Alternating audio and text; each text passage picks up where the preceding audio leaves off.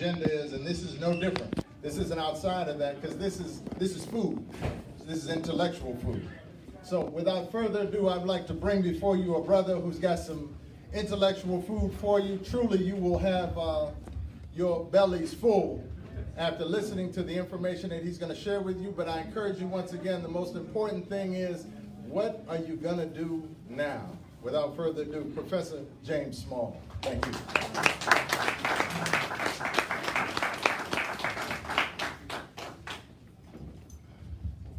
Well, before I came up, you had a young brother named the Irritated Genie up here.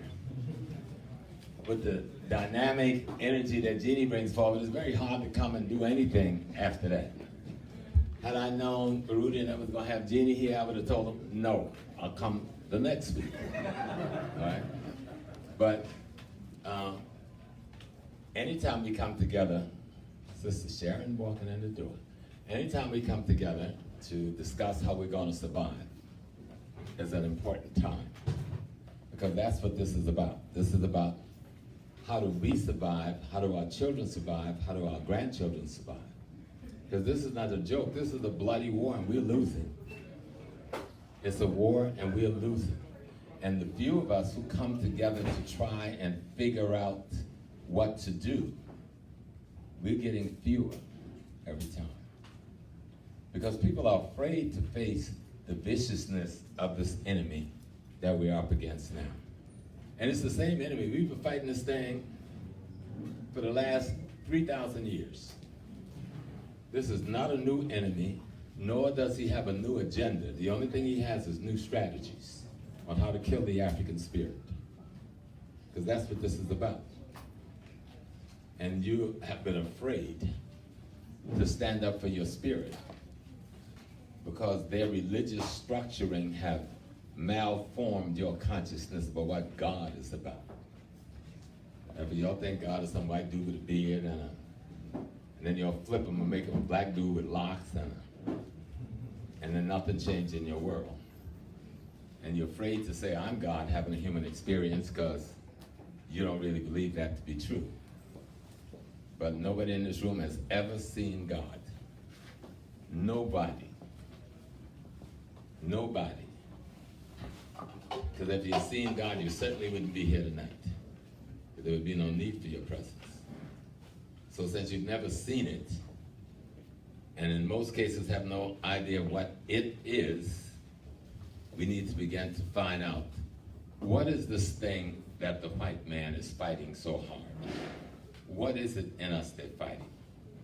Now, before I really get started, I simply wanted to introduce something. I know she don't want to be introduced. And I know it's kind of, even though she can speak better than me, and it's a little bit embarrassing sometimes when you have one of your adopted sibling or siblings with you to ask them to come up to a microphone. But I'm very blessed tonight. I just got back from Egypt, from Kemet and Ghana on Saturday. And I've been up most of that time. I think I got my first good night's sleep last night. That was 5 hours. Because somewhere in between getting back and coming on here, my youngest son, wife, had their 6th child. And so we had to see that child into the world. And it's a little girl who was 6 pounds, 3 ounces. So now I told him, that's it, it's a wrap. Lock the doors, it's over. 6 is enough. Give that child a rest. She bring you 6 babies, that's enough. Let her take a break now. But I have one of my daughters here. She's all the way from Africa. She's only in the country a couple more days. And she was here for like a week now, 2 weeks. And I was away for those 2 weeks. We did see each other in Ghana before she left. But the young lady that's coming up, she's a member of the Ghana Parliament, an MP in Ghana. And she's the Deputy Minister of Education for the nation of Ghana. So, Excellency Barbara Asher. Come here, Barbara.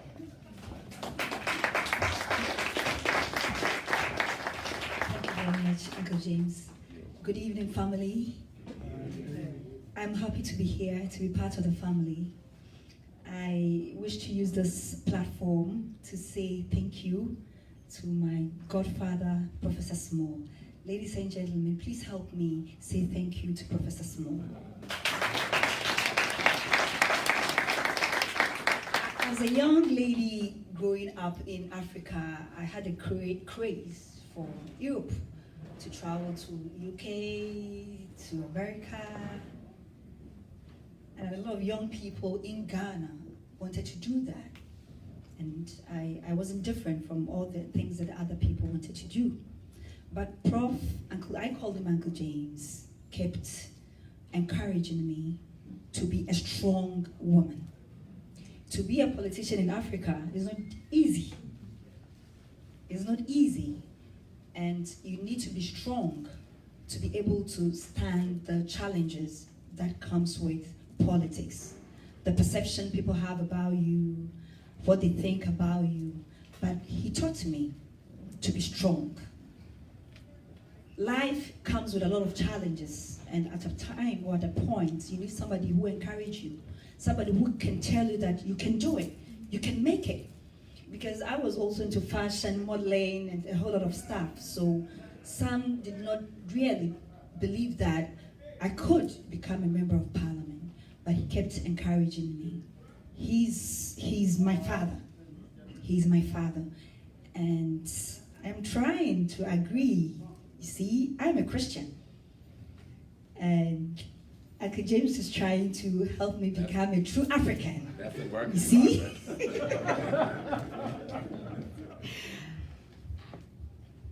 But let's see what happens. Let's see what happens. So thank you for the opportunity, and thank you to be here. Have a good evening. Thank you. Thank you.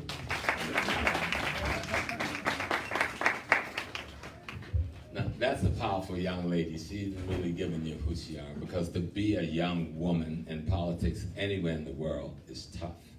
To be a young woman in politics in Africa is real tough. And even when this child was running for office, somebody decided she shouldn't get there. So one day somebody came to her house to end all of that. But she survived because she's here. And that got resolved. And she didn't back away. And I remember when she called that day and she told me she was afraid. And I'm telling you, you don't have to be afraid, you've got your God. Because they have no problem with Christianity if you use it correctly. It's a tool. All religions are tools. But if the tool blind you to your reality, then you don't, that's not a tool, that's an instrument of your destruction. If you can use the tools, as some of our ancestors have been able to use it, to create new realities, then that's a positive thing. Because we invented all of it. But the way things get twisted and designed and fed back to us is not usually good for our survival. But I'm very proud of this young lady. It's not a joke. She is the Deputy Minister of Education for her nation. She is a member of Parliament for her nation. She runs for political office and works hard to serve those people in those villages, in those towns, and in those townships to make sure that, one thing I tell her, serve those people. Serve those people. If you can serve them, they will make sure they take care of you as they've taken care of her. So, you know you, my love. You know you, my girl. I got you. I got you. I think the first book I gave to you was LaRon Bennett's Shaping a Black America. Is that the first one? It was way back in the day. But this thing, my being here today, when the brother asked me to come, I was like, okay, that sounds good, but I was getting ready to go away, and it was so quick because we didn't have a whole lot of time to really promote this, set this up, and do this, and I was on the way to Kemet, and I know I had a large group of people, and I had to take care of those people, and we have a hotel in Ghana, and the hotel have not been doing well in the last few years since we got hit with that Ebola farce and that Ebola genocide from this country. America put it there. It was America who owns, do you know America owns this, CDC owns the patent to the Ebola virus? So how the hell can that be, and you don't know what it is, if you hold a patent for the damn virus? But we don't want to believe that these people are what they are. It's very difficult. We work with them every day. We ride on the train with them every day. We ride on the bus with them every day. We go to stores and we shop with them. It's very difficult to believe that the arrangement of a human mind and the construct of a spirit can be so twisted and skewed, it can do the genocide that's being done in Congo today. every week in the Congo for the last 10 years, at least 1,000 of our people are either crippled or dying because of the American investments in that country. The Chinese are no better. Don't think they're coming as a savior. They're just slanted-eyed, light-skinned exploiters. And they're there for the same reason the Europeans are there. We're the only one that's going to save our butts. Nobody is going to save us but us. What goes on in D.C., what goes on in Maryland, what goes on in Chicago, what goes on in L.A. and New York, the killings, the molestation of our women, the raping of our women, and molestation of our children by our black males. I'm not even talking about the pedophilia thing. I'm coming a little bit more home, right? There's hardly a black woman in our community that hasn't been raped by us. Hardly one. And we haven't addressed it yet, right? Most of our black children that gets molested is molested by a family, friend, or family member. We haven't addressed it. Forget about the homo. You can't even get to the homosexual shit because we have all this shit in our way at home. And the reason this can happen because you're not black people. Most of us, myself included, I'm trying to be an African man. We are white people in blackface. What constructs our consciousness is whiteness. We're constructed by white ideas. We're constructed by white principles. We are constructed by white aspirations and white dreams and white hope. That's how we are constructed. We're constructed to aspire for white possibilities.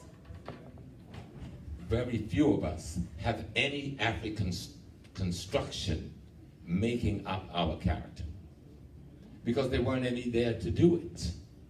It had been taken out of place, taken away from us. And so when I make a simple formula, people think it's so simple that it's stupid. You've got to learn history. History, Dr. Noble says, gets rid of the mystery and allows you to realize your miracle. History gets rid of the mystery and allows you to realize your miracle. Because if you don't study history, you do not know the story of your ancestry. Because your history is the story of your ancestry. Now you've heard me say before, we are the best of the genes of our ancestors. We're the latest version and the highest tech model. But to realize that, you must know the history. Because only history can tell you who your friends are. Only history can tell you who your enemies are. Only history can tell you how to define yourself as a human being. The last conversation I had with Dr. Asa Hilliard, one of my teachers, Asa said, James, you know what they took from us? I said, well, this and that, you know. He said, no, they took away our human beingness. It is our human beingness that has been stripped. And we think we can replace it with clothing or hairstyles or name changes. That's not what your human beingness is made up of. Your human beingness is made up of understanding what you're made up of, and that means a relationship with nature, ecology, and cosmology. Everybody in here is made up of 500 or more elements, and the majority of the element in your body is the H2O. Your water, for the most part, and everything else is the elements we know of in the universe. Everybody this morning woke up and you were hit and bombarded by light. Some of those light came from Mars, from Jupiter, Uranus, from some of the light that your body absorbed this morning to use that energy came from the Milky Way. Some came from far away galaxies that we don't even know of, and it makes you up. People ask about voodoo and African traditional religion. Well, we didn't have any religion. We had an understanding of cosmic and ecological reality, our relationship to that, our part in that, and our functional understanding of that. Y'all with me? Because I don't be going off to my sons as a child. Because we really have to understand how to fix the black man. What Bubba is doing here with the store is showing us how to physiologically heal ourselves with what we ingest as food or the energy source that that keeps us going. We have other leaders like Jeannie was just up here. Sometimes you can think Jeannie is crazy as hell. But that young brother puts his life in danger doing what he's doing. He's making a frontal assault on the most powerful force in the society. The most powerful force in the society. You get up anywhere in Congress and say something about gay and you might lose your seat. Anywhere in business, you lose your job, you lose your company. And they say they're minority. If they're minority, how come it's so powerful? Because they're not a minority. That's the majority of the white ideology and understanding of reality. See, we got white people wrong. We thought it had something to do with the skin. That's the least of what makes a person white. When we talk about white people, we're talking about the opposite of God. We're talking about a set of behavior, a set of belief, a set of attitudes that make up a human personality that takes an action based on the belief, based on the behavior, based on those attitudes. And from the time the history of the white man has been recorded, he has been murdering other people and taking what belongs to other people. He has no history other than that. So why we keep thinking that somehow we in Black America can have a different relationship to the thing than the thing wants to have to you. Am I right? Because here we are. I heard that there was a young black policeman in Baltimore that was going to turn state's evidence against some other cops, and he ended up dead, and nobody's been arrested. That ain't telling you something? This is 2018. This is not Carlo Gambino, New York, and the La Cosa Nostra in the 1930s. We've got to understand something. What do we mean when we say we're an African? You know, brothers, when we say, and it's the brothers more than the sisters, we like to get caught up in these debates that make no sense, that lead to no answers to nothing. I ain't no African American. I'm a Moor, I'm a Hebrew, I'm a Muslim, I'm a Christian. I'm anything except what the majority of people agree we are. The majority of black folks call themselves African Americans. If you're a part of that majority, then you got to go along with that. That's the way it works. Then you have to figure it out. Then you say, well, I'm not an American.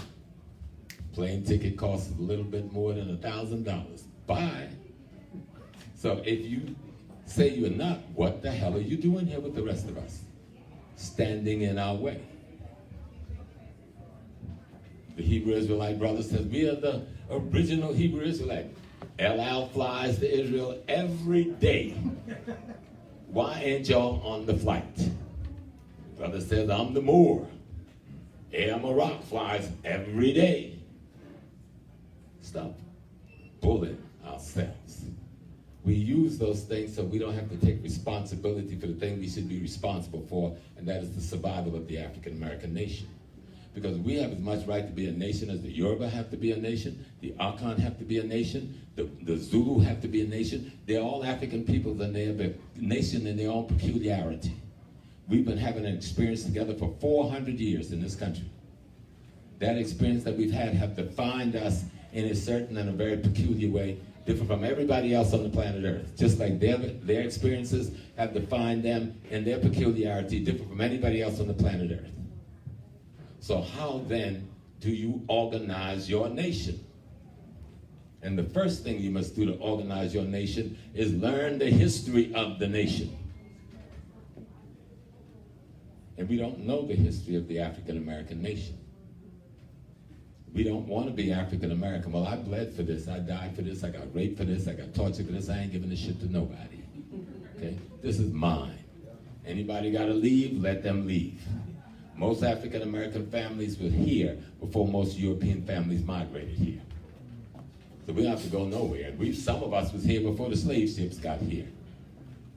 But if we know our history, we can place our consciousness in a position that we can take stance based on principles that make sense and would show us as being strong. but we don't know our history. Dr. John Henry Clark said that you must do that in order to know where you fit on the geography of history. You've got to study this thing and understand it. Our brother who wrote, Dr. Woodson, The Miseducation, by the way, everybody should buy that book and read it. If you've read The Miseducation of the Negro before, buy it again, read it again, then dust it off for a week later and read it again. Because Dr. Woodson dealt with the disease that was affecting us, and that same disease that affected us in 1932 is affecting us today, even more profoundly than it did then. And so the book is probably more valuable to us now than it was then.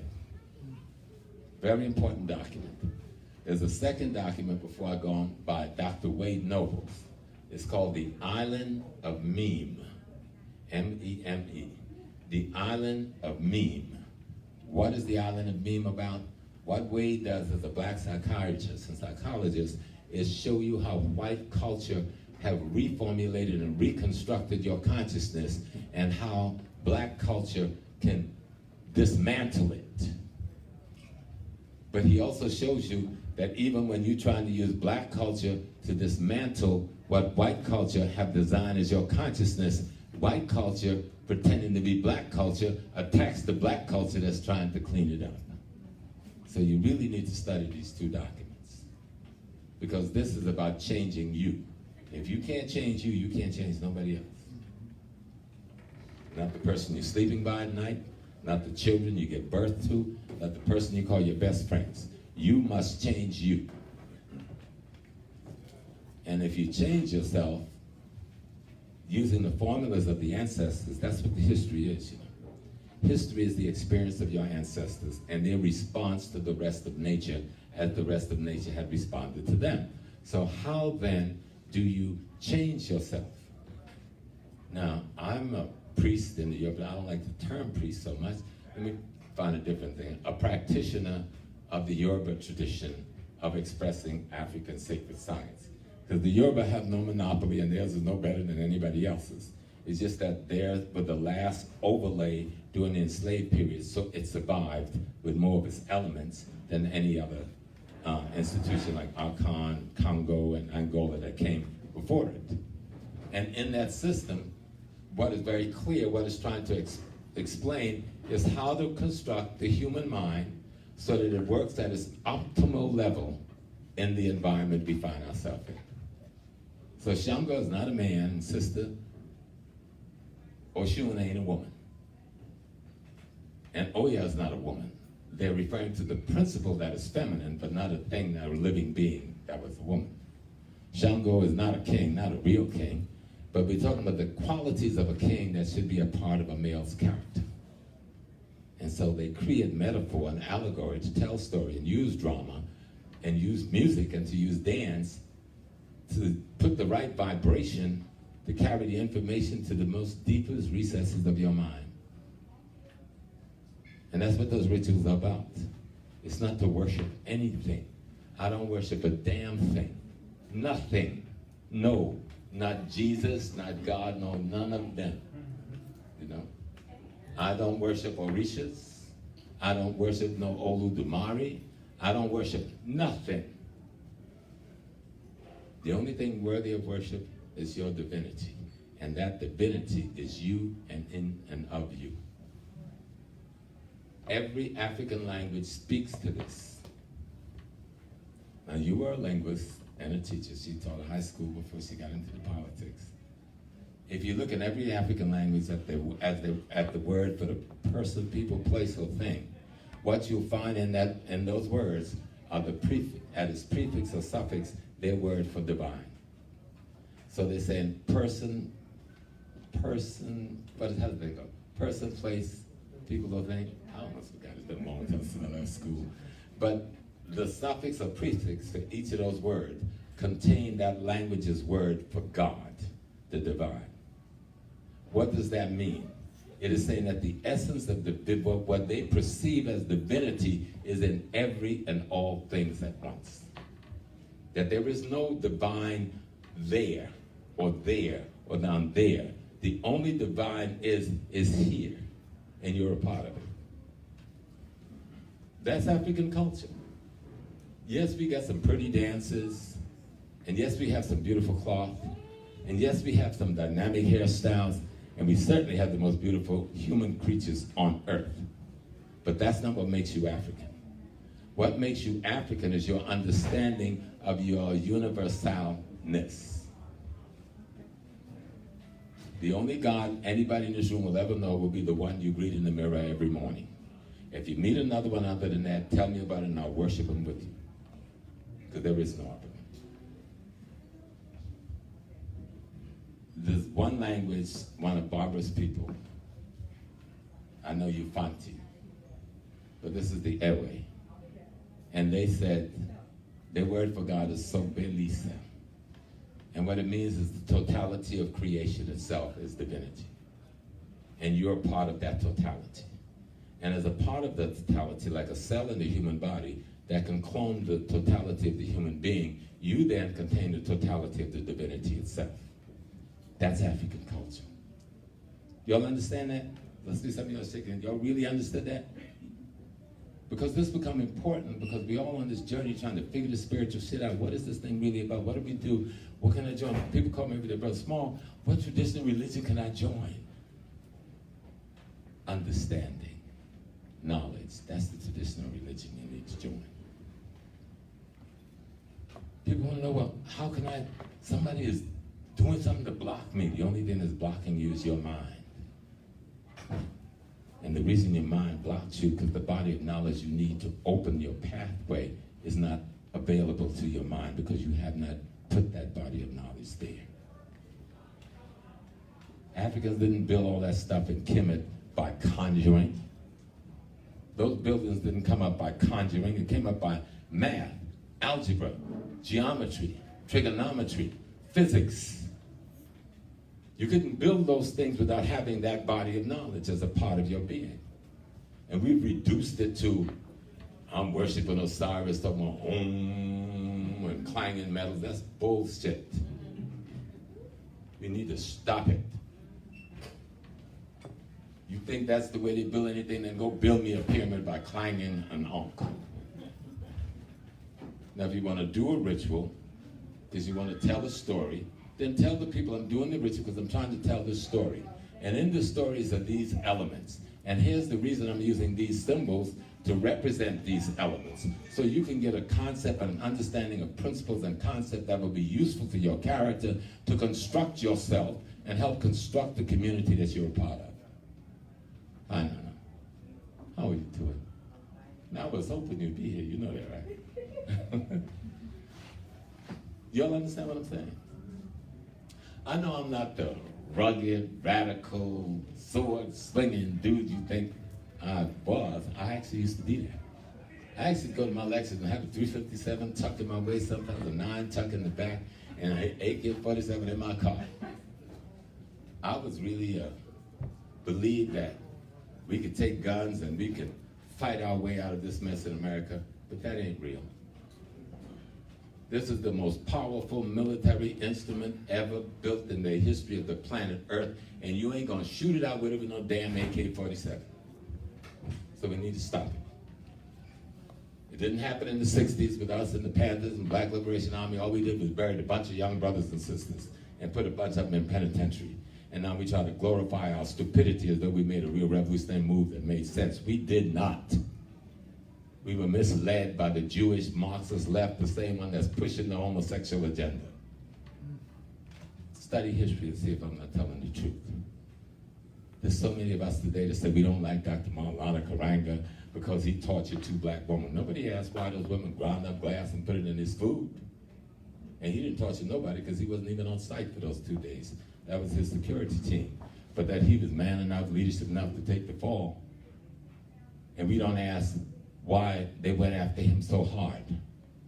Why did they go after the black nationalists? Why did they go after the black culturalists? Why did they go after black people who was trying to bring our spiritual system back? What makes the Panther more significant than us?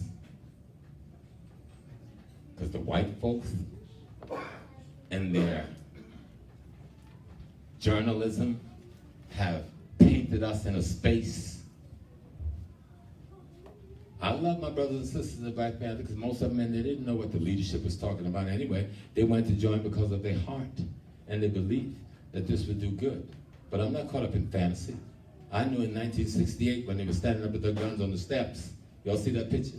The guns on the steps in Sacramento? But nobody told you there was no damn bullets in them, did they? No, they're not going to tell you that because somebody played a game on you. They played a game on you with symbols. And we bought the game. And we paid the price. And nothing has changed. Civil rights, they didn't know no better. They ran a scam on us. Brown versus the board. I'm going to get back to where I need to be, but I need to go where I got to go around because there's some things y'all need to deal with in your mind. Brown versus the board. When y'all hear that shit, y'all get all teary-eyed and emotional, and Brown versus the Board of Education, and it was a scam. There was a case here in Washington, D.C. called Brown versus the board that was asking for proportional return of our tax dollars. Not asking to integrate with anybody, but saying, give me my tax dollar back so I can build the best schools I can build for my children, just like you're doing for your children. There was another case in Camden, South Carolina, the black community of Camden, South Carolina versus the state of South Carolina, also asking for a similar thing. And then there was the case with the young girl down in Virginia. I know I'm moving all around, right, sister? You want me to slow down and stay within range of that? I'm going to stay within range. You don't have to sit there. I'll stay within the range for you. And then those three cases, which was going before the Supreme Court, got preempted by a fourth case out of Kansas with the daughter of the NAACP being used as the trial case that became known as the Brown versus the board, but what nobody ever told you, it was adjoined to the other three cases, which you've never heard about. And instead of ruling to give black people their tax dollars back in proportion white people got their tax dollars for education, so we can build the education system we want for our children, they dismantled the black educational system and sent our children in the hands of the racist perverts who have created what you now see as the mind of the black community. But somebody played you, and they're still playing us. Right? But history will let you know how to play. You know, a good book to read and see some of these facts. There's a brother you don't hear much about. His name is Dr. Harold Cruz. He wrote The Crisis of the Negro Intellectual. Dr. Harold Cruz. But the similar work that addressed the civil rights movement is called Plural But Equal. Plural But Equal by Dr. Harold Cruz. The literature that we need is here. Our people have produced it. The information is here. But we've got to start finding it and reading it. Plural But Equal will change your whole mind about the civil rights movement. That's not taking anything away from the courageousness of Dr. King, because Dr. King's heart was pure. He was trying to do everything he could to save his people. But there were other elements, using media, using money, using power, using law, that was manipulating our movement. They're doing it today. Some crackers wanted to come down to Washington and demonstrate. And the Jewish homosexual Black Lives Matter formulation wanted to come down and confront them to really big them up in the newspaper. If we leave them alone, nobody would even know they came to Washington. But who is Black Lives Matter? I know people say, well, a sister founded it. I remember when the thing happened in Ferguson, there were hundreds of FOI on the street. There were hundreds of New Black Panther Party on the streets, and some other formulations. The paper never mentioned them. You had 6 dudes carrying a banner saying Black Lives Matter, and then it became the Black Lives Matter movement. Who did that? Who created that? Why the Nation of Islam, with the most formidable black military in this country, if you can call on a military, don't even get an honorable mention when they were there in Ferguson before anybody from Black Lives Matter came to Ferguson? Because somebody saw the black youth responding, and they decided that we will take control of that response and not let any element in the black community take control of that response. And they're very good at this. I have another daughter who was the vice president for Sony Records. And before she became a vice president at Sony, they kicked her out of Sony because they got to that thing where she was at the level she should have become a CEO, and they were saying, not only will no woman become one, but this black woman didn't become one. And they did more than that, but she left there with her whole immune system compromised and her endocrine system compromised, and we had to put her in the hospital where her blood had to be cleansed for weeks. We don't know how that got there. And they didn't use no African voodoo to do it either. That was just white folks poisoning. But before that, she worked as president of Little Man Record, which was the record company that owned Blackstreet, Teddy Riley. And Teddy Riley and Blackstreet was rhythm and blues, par excellence. The Jews said, we want you to do rap and hip hop. And Teddy said no. And I know Teddy like a son. And they said, well, if you don't do hip hop and rap, your rhythm and blues stuff will never leave the warehouses because we control distribution. And Teddy being courageous enough to respond by saying, you don't have a contract with Teddy Riley. You have a contract with Blackstreet. And so I'm disbanding Blackstreet. And that's when Blackstreet was disbanded. And that's why Blackstreet was disbanded. Because there's forces out here that is determined to control the socialization of the black community at any cost. They do it to our churches. You might think I go to church. You say, Brother Small, I go to church and things are good. These are nice people. And the preacher gave a good sermon. It was ideologically and philosophically sound. But you didn't see that money that paid 75% of the senior citizen bus. And you didn't see that money that paid 75% of the senior citizen home. And you didn't see the Baptist convention buying the book from these white folks who write these little catechisms and quarterlies that's based on the scriptures they want learned. Anybody go to Sunday school in here? Any black people is printing the catechism and the quarterlies? But somebody's determined on a monthly basis what scripture you would ingest. And somebody in your church is teaching it to you. Somebody determined on what sermon is appropriate for what date and what occasion, and it ain't you. But it sounds all good, because Rev is trained to say, You know they're trained to do that shit? He ain't having no emotional fit. He's been trained to mimic an emotional fit because they figured out what gets your mind going.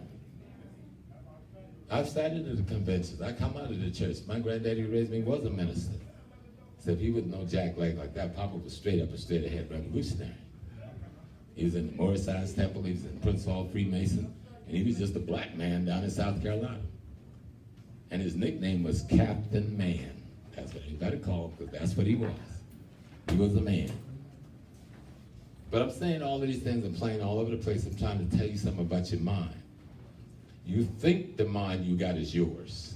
The mind you have been constructed by white people using black institutions and black mediums, from Spelman to Morehouse, from Howard to Meharry. None of them is ours.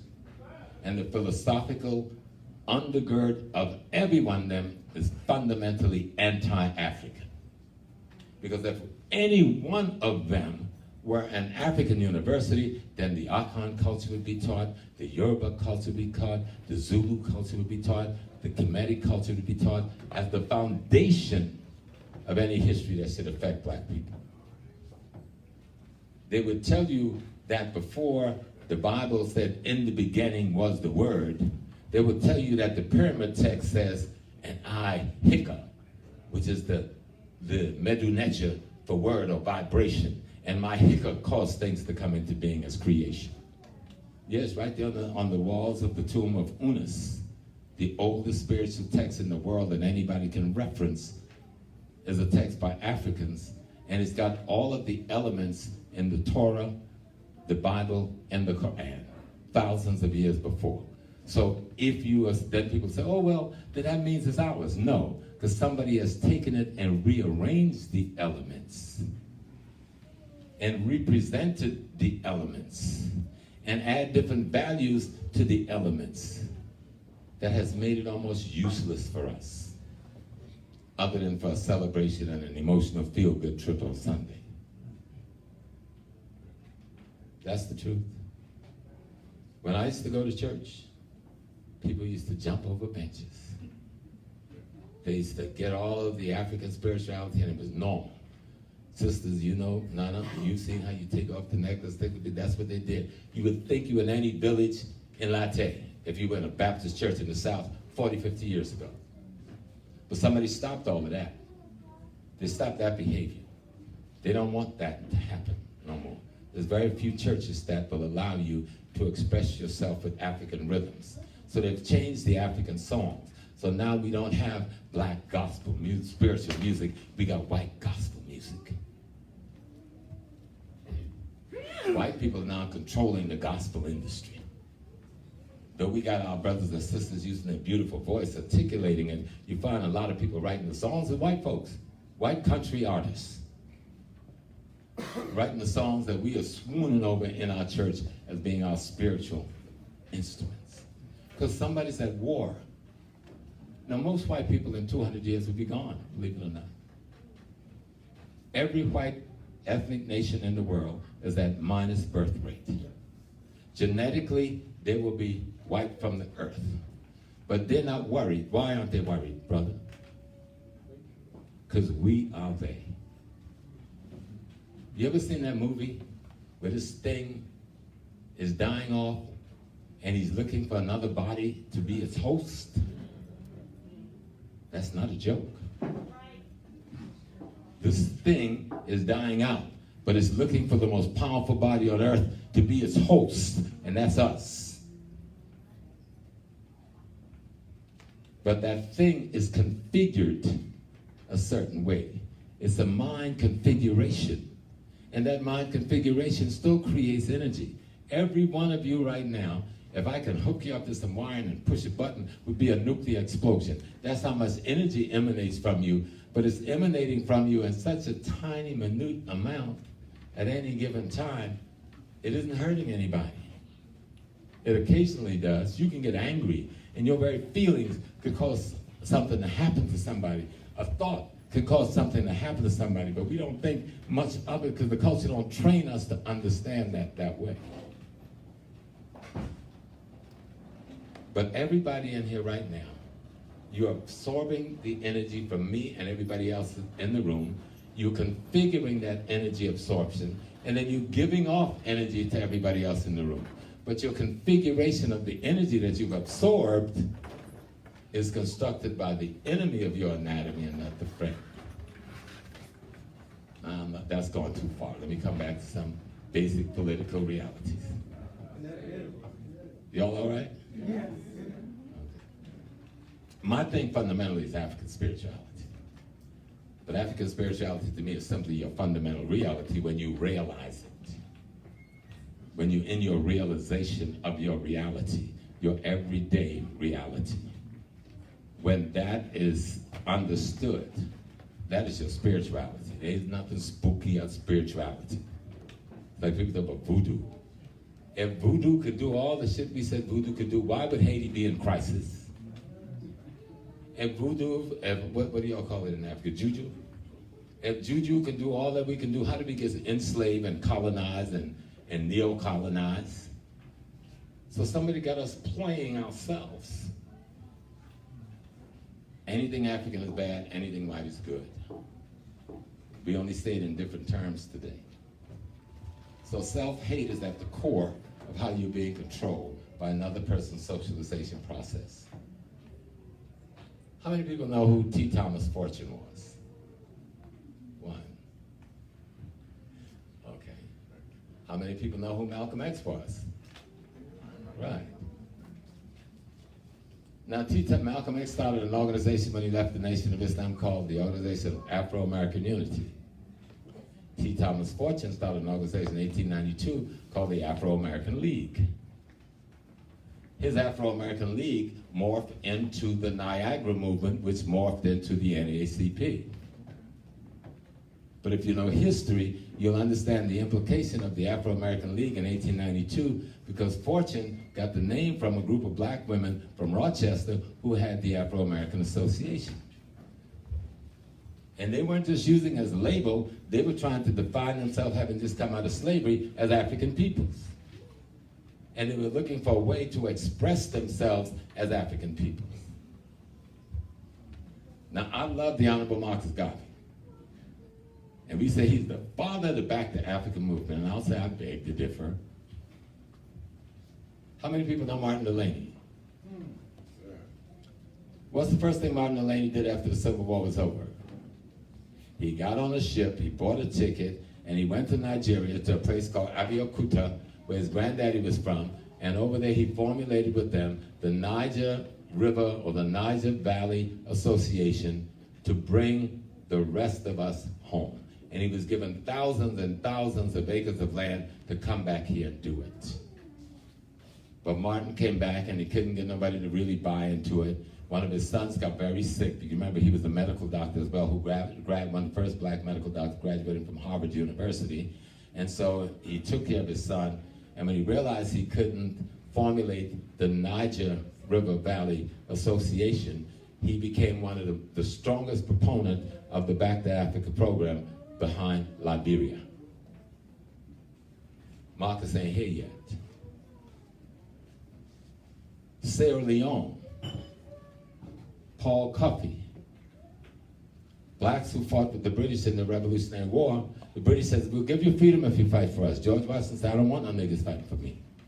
But when he realized the black folks was kicking butts on the side of the British, Washington had to then bring in thousands of blacks to fight on their side. By saying, we'll give you freedom, which they didn't do after the war. Many of us were put back into slavery. The British did grant freedom to all the blacks that fought for them.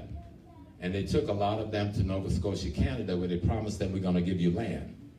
And so when they got to Nova Scotia, though, the British cracker up there fought against it and couldn't give the land. So the brothers and sisters said, look, we come from Africa, take us back home. So the British government hired a black American who had 3 ships named Paul Coffey. And he took that population of blacks who had been freed by Wilberforce action in the UK and from Nova Scotia back to Africa, and they settled a nation that they call the Lion or the Mountain Lion or the Lion Mountain, Sierra Leone. Before Liberia. And the only reason I'm not trying to put the Honorable Marcus down, I'm trying to tell you somebody has played you in terms of how you perceive yourself and your contribution to your own liberation. And if you don't understand what your role is in freeing yourself, you'll never be free. Because you got no model of pattern in your next behavior after. Y'all understand? Yes. Now let's come back and settle down a little bit to this thing we're involved in today. Because to me, stuff is simple. We make shit all complicated. We get in all this complicated stuff. It's as simple as we live in the United States of America. Right? Right. And you are from the African race predominantly. You may have a few little ethnic this and that from all the raping and plundering that's going on, but predominantly your ethnic cluster is African. That makes you an African American. Africa is your race and America is the geopolitical place in which you reside. And you pay tax in it, and you follow the laws in it, you buy your food from it, you get the education from it, so stop telling yourself, I ain't no African Americans. Because what you're doing is saying, I'm not going to take responsibility for being an African American and the condition we're faced with. First, you have to be who you are to take responsibility for what you have become. Brothers and sisters have another thing, but not voting. I've been in the most radical of the movement all my life, and I've been voting every day, every election I've ever been in since I was 18 years old. How can you not vote if that's the only way you can elect the political officials who are going to determine what goes on in your community, what wealth from your taxes returned to your community, what protection is done in your community, what policy governs the education of your children in your community? How can you not vote if that's the way all that gets determined? If you don't participate in that process, then you have no control or influence over the things that determine your lives on a daily basis. So stop tripping out around the foolishness, because that's what it is. You have a responsibility to do what Malcolm said. by any means necessary. And the Negroes, that the white folks tricked them into think that Malcolm said, by one means necessary. I heard him say, any means necessary, not one means necessary. And Malcolm X never had a gun, except in that picture when he's holding up that rifle, protecting his family after his house had been bombed the day before. And you'd never seen him with a gun before that. And he never talked about aggressively attacking anybody else in the world. He said, you should, though, defend yourself when attacked by anybody else in the world. That self-defense was the primary response by any human being when he's being attacked. So he said any means necessary. He said the ballot or the bullet. He even put the ballot first. He didn't say the bullet or the ballot. But we flipped it in our mind. We say ballot and bullet, we think it bullet or the ballot. And then none of us got the courage to do the bullet. It just sounds good. He said the ballad or the bullet. You haven't even tried the damn ballad yet. Because if some school board can do what Jenny was saying, and I think it's one of the richest black counties down here. That means y'all the most educated black folks in the country. And they can put some shit like that off on you and your kids, and it happened. There's some deep stuff. It tells you that you ain't educated nothing. You're a bunch of trained and tool Negro, white folks in blackface, me included. I ain't gonna just lump that on you. I'm trying to wash myself up and get this whiteness out of me too. Called brainwashing. They brainwashed us. I'm washing that shit out of my brain every day. You all understand what I'm saying? People who are educated don't let nobody else raise their children. People who are educated don't let nobody else murder their children voluntarily. I had my children in a black Catholic school with Father Lawrence Lucas, who's the baddest black priest in America, if not in the world. And I still made sure I was the PTA president for 7 years. So ain't nobody was gonna control my baby's lives. 7 years. When I worked in the insurance company in New York, where the kids was in the public school, I took my lunch break every day on their lunch break and jumped in a cab from my office and went to the schoolyard and governed what was going on in that schoolyard and went back to work when they went back to class. Because they are my responsibility. They're my responsibility. Your job is very simple as human beings. First is to realize your human beingness. And the first step in realizing your human beingness is realize your ancestral contribution to that human beingness, meaning know and master the history of your people. Your next job is to learn how to develop from that knowledge the divine in you. I look at this sister here, my first thought is, she's so fine. So I get attracted to the beautiful dress and the beautiful face and beautiful hairdo and the beautiful body configuration. I don't even know who you are. You can be Satan in disguise. But that shit don't even bother me because I'm caught on the attraction. And attraction is a very powerful thing and a necessary thing because in nature is attraction that brings things initially together, right? But once attraction has brought us together, then what? See, that's where socialization comes in. That's where culture comes in. Culture's supposed to tell you what to do once I get attracted to you. But instead, Sister Sharon, I just want to gobble you up. Passion without any governance. Responding to stimulus that is normal and natural, but without cultural or spiritual governance, it leads to destruction. And that's why most relationships fail. That's why I got 2 babies from 2 different mothers before I finally got married to a woman I stayed with for 47 years. Because it was passionate. I saw Bobby Chin and go, God damn, could I have that? I didn't think what she believed in. I didn't think, was she a good person? I didn't think, am I good for her? I didn't think of none of that because I didn't have any governance in place. Culture gives you the governance. Culture is the cultivation of the best of the wisdom of your ancestors. Culture gives you governance. Music and dance and theater is not culture. Those are tools of culture. They spread the philosophical, the ideological elements of culture to your consciousness. And so we have to learn how to see each other And once we are attracted to each other, how to look for the God in one another. But you can't do that until you first find the God in you. Because it is the God in you that's going to allow you to recognize the God when you see it in somebody else. And that is what you bond with to create a mate. Because you may realize, once you realize the God in you, that the element of God has not been developed in that person to the point you need to be bonding or partnering with them. They need time to cook and bake in that oven. You need to look someplace else.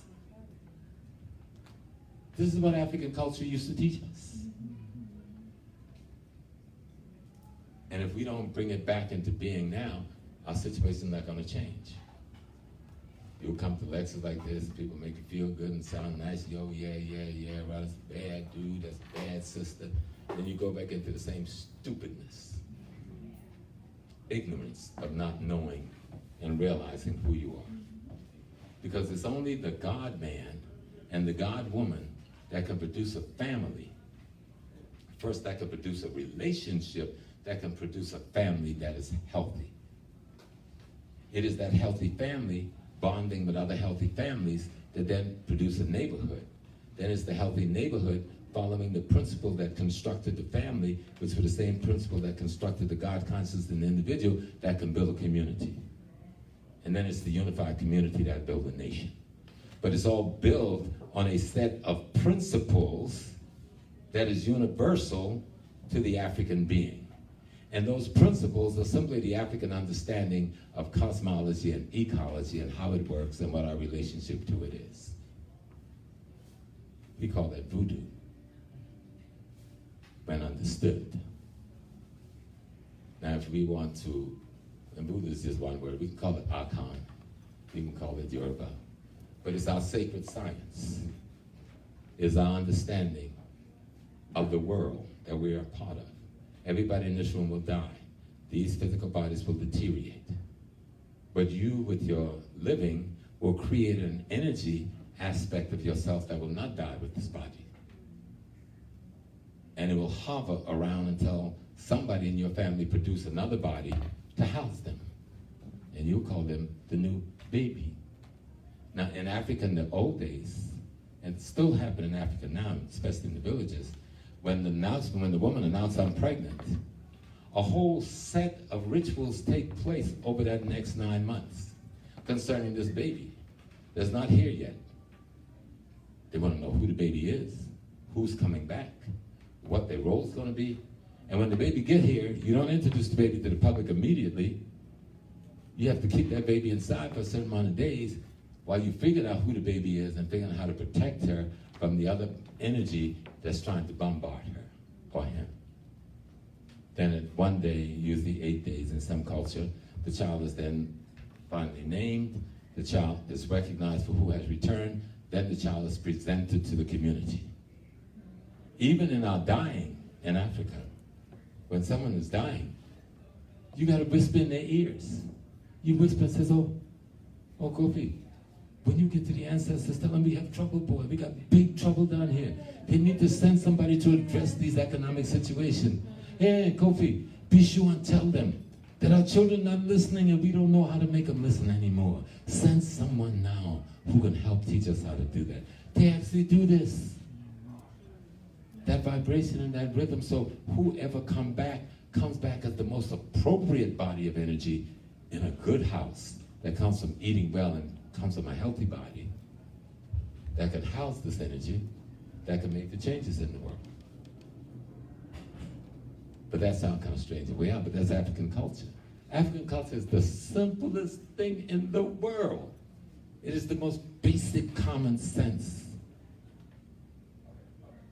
It's not complicated at all. Crazy white people complicate it. Got you complicating it. What's complicated about loving your mother and being obedient whether she's right or wrong? And no matter how gray your hair is, she is the same distance from you in age and time that she was the day you were born. And the rules in nature does not change. The same sun rises in China, rises in Washington, D.C. and Maryland. and it does the same thing when it emanates its energy. So we as an African people, we have to struggle around getting control of our character development through learning history and studying culture, and listening to those people who have put time in to learn the culture and study the history. The literatures abound for you to read, the videotapes and the documentaries, they're all out here. There's no excuse why we are not knowing certain things. And then we have to begin to build families again, based on these principles that we learned from our ancestors. Build families again. Not give birth to people and then throw them out randomly into the world to be whatever. Some people's children leave home at 18, go to college, and come back maybe 5 times in their whole lifetime to visit them on Christmas or Easter. That's not a family. That's not a family. A family is an organization. And that organization exists because you construct it. And every organization is built on principles, concepts, and ideas that is sacred to your survival.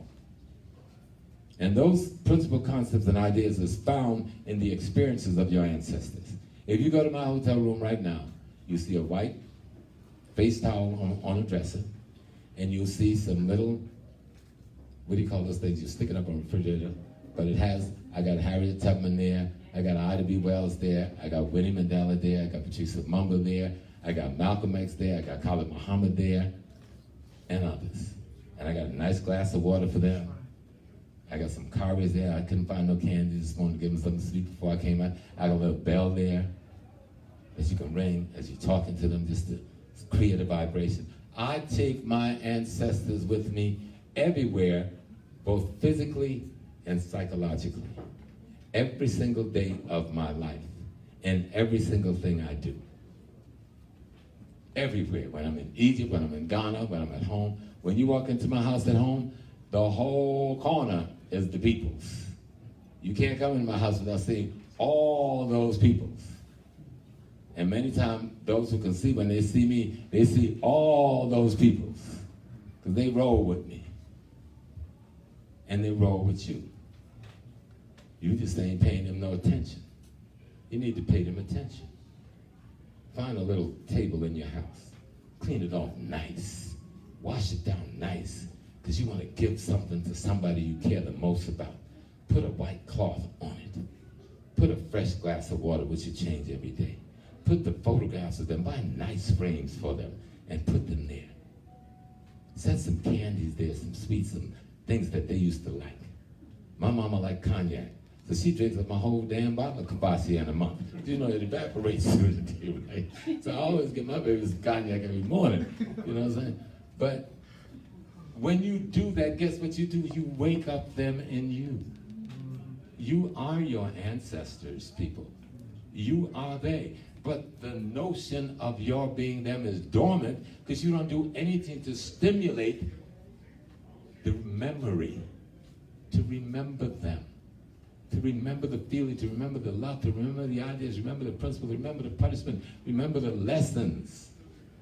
Every cell in your body contains elements of every ancestor you ever had going back to the millions. Wake them up. That's what rituals do. That's what ceremonies are for. To wake them up and become aware of them. Let them live again as you. Did y'all understand all of that? That's about as real as the real gonna get. I got a comfort in the house, and I got a priest or two in the house. Am I off track? Thank you. When we understand that we are our ancestors, but we have no respect for them, most of us. We don't even know how to show them just some basic love. Every cell in your body got your grandma in it. Every cell in your body got your grandpa in it. Every cell in your body got your auntie in it. Every cell in your body got your great parents in it. They make up your DNA. How do you wake them up so they become conscious of you? You need to formulate the ideas that make up your thought pattern with the right body of information so that you create the kind of energy field that will stimulate those cells in a way a communication begins to take place up and down the strata. That comes from our dancing, our music, but dancing that hoochie mama, calling our sisters beat, that ain't waking up no ancestors, that's killing them. You know, music, vibration, rhythms were created by us to stimulate those cells in our body, to stimulate this environment we're in, because though the space looks empty, it is not empty at all. Matter of fact, the hardcore truth is we are not separate organisms at all. We are part of one organism. That could get creepy, huh? But just think of it in its deepest terms. I don't want to get all metaphysical because I don't even believe in the metaphysical as a concept, but that label. But I believe in Africa as being the totality of creation itself. And each one of us represents, in our individuality, that totality. And within that totality, all of the possibilities thereof. But that can only come about if you deal with your fundamental reality. You can't sit around and not vote when voting is how you elect leaders, okay? If voting is how you elect leaders, you got to take over the voting apparatus. You don't have to join the Democratic Party, Republican Party, create something of your own, but you got to take it over if you're going to elect leaders. As simple as that. You cannot keep, I saw this thing when I came back from Africa the other day, the sister in the beauty shop in New York, the stuff is going viral now. What's she doing in that damn beauty shop? That should be a lesson to all of us. Why are we taking people that wouldn't urinate on us if we were on fire and giving them our wealth? To do our nails. Sister Patty do nails, and she having a hard time because ain't nobody going to her salon. Because they're all at the Asian girl salon. The Asian girl don't give a damn about you. She don't even live in your community. She don't even treat you with courtesy. Even when you in there doing your nails, she's disrespecting you, and you're still sticking it out there trying to create a conversation with somebody who don't even want to have a conversation with you. So what do we do? Last year we spent 1.6 trillion. The year before we spent 1.4 trillion. The year before 1.3 trillion. The year before 1.2 plus trillion. In the last 6 years, we spent over $6.25 trillion with people who hate our guts. And then we talk about poverty. We have no poverty. We've got more wealth than any African nation in the world. Ghana got more gold than we do, but it doesn't belong to Ghana. White folks own that gold. Congo got more gold and everything else, but white folks own all of that. Nigeria got that all, but white folks control much of that. African America have the largest amount of spendable capital of any African in the world. And we don't have a psycho-spiritual clue to how to spend it. And that's where culture comes in. That's where history comes in. That's where your spiritual sacred sciences come in.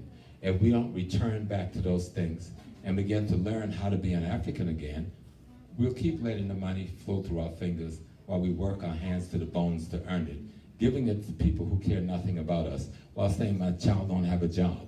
The reason your child don't have a job is you didn't take the money you made and created a business to give them a job. Another complicated, don't tell me the white man shouldn't give a black man a job. The Asian man shouldn't give a black man a job. Black men and black women are supposed to give black children jobs.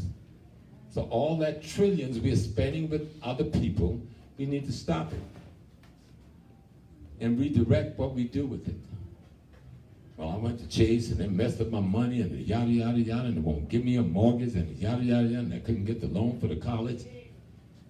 One of the easiest things in this country to do is open a credit union. You had one young brother down here trying to open a credit union and teach you how to do it. Somebody killed him and left him hanging from a tree, and y'all ain't figured that shit out yet. But that shouldn't stop you from creating a credit union. You don't even need any money to create a credit union. You just need people to pledge money to create a credit union. The federal government have a whole structure together that will teach you how to do it for free. Ain't nothing mysterious about creating a credit union. Every other ethnic group coming to this country, the first thing they do is create a credit union. From the Koreans to the Slavics. We used to do it. 100 years after slavery, we had over 100 credit unions. I doubt if we have 50 now. All this time, with all this education, all this degree, all this money, and all of this power. But if we don't start creating credit unions, there's nothing but a bank operating at a small level. So you have a place to go to get loans, to build the things you need to build in your community. You need to open a business. You need to buy the materials to fix that business up. You should be able to go to a financial facility that could let you have that loan so you can do that. But why would your enemy do that for you when you know that, when they know that you're going to be their competition? You got to do that for yourself. So how do you take the trillions of dollars that we have and do, how many people know who Maggie Walker was? Let me see some hands. 1, 2. Maggie Walker was 3, 4, the baddest black woman in the financial world ever in the history of America. She had a St. Louis Penny Saving Association down in Richmond, Virginia. Her mama was enslaved. Maggie, I think, was born in slavery as a baby. And she parlayed that into the most powerful economic institution in the South, such that when the market crashed in 29, Maggie Walker's bank kept the other white banks in Richmond, Virginia afloat. We should know more about her and how she did it. She started it with a credit union. And long before there was a Macy's, Maggie Walker started the first department store in this country with all black women running it in Richmond, Virginia. But we don't even know sister's name because we ain't studying our history. So there's the model right there. You don't have to look to the Koreans or the Chinese or the Arabs for a model. Maggie Walker's your model right there. Economic things. Marcus Garvey showed us how to set up and control everything from the hardware store to the printing company. The pencil maker, you know Marcus Garvey and them had a company that made black dolls back then. Black dolls. Now we can't even make the doll dress with all this money and all this education because our notion of self is screwed up. God made us Africans. That's the one thing you shouldn't have an argument about. God made you an African. Be that thing. And if you become that thing, you learn to love that thing enough to protect that thing. And when you protect that thing, you'll build the institutions necessary for the survival of that thing. Economic, politics, and culture is essential to be controlled by you if you're going to produce food, clothing, shelter, and safety for yourself and your family. But if you don't control economic, politics, and culture, you can't produce the food, clothing, shelter, and safety for yourself and family. And you're not going to be able to control economic, politics, and culture unless you have a sense of who you are as a group. And you're not going to have a sense of who you are as a group if you don't have a sense of who you are as an individual African person. And so it comes back again to knowing your history. I'm not going to label y'all with much more information. This is just stimulation, really not information, because y'all know the same stuff. You've heard it before. And we can have some questions. But to me, all of this is very simple. I'm an African man, not a perfect man. Wish I was a perfect man, but I'm trying, Jack. Time running out, 73. I gotta mitigate what I do from here on in. But one thing I do know, all of my life I wanted to be just one thing, an African man and a freedom fighter for African people. I have never wanted anything else. Now people call me professor. Let me tell you something about my professorship. I have a bachelor's degree that I made the cracker give to me to keep quiet on this campus. I was granted a professor status because I taught a full professor's load, and they couldn't pay me legally unless they classified me as the professor. So that's how I became a professor. I never finished the 2 masters I was working on, and I had time for PhD because we had 5 children, Carol was in medical school, and I was trying to raise them. I used to go to work, one on my back, twins in the stroller, and two on my arms. Every day. They used to call me Mr. Mom. But it didn't bother my gender issue. I knew who I was. I knew what my responsibility was.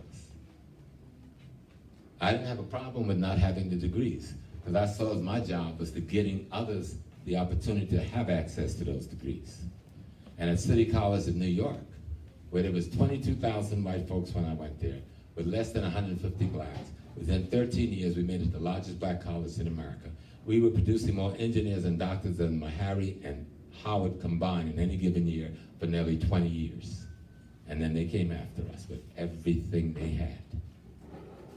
It took them 10 years to do it, but they drove Dr. Jeffries out and drove me out and destroyed most of those programs we put in place.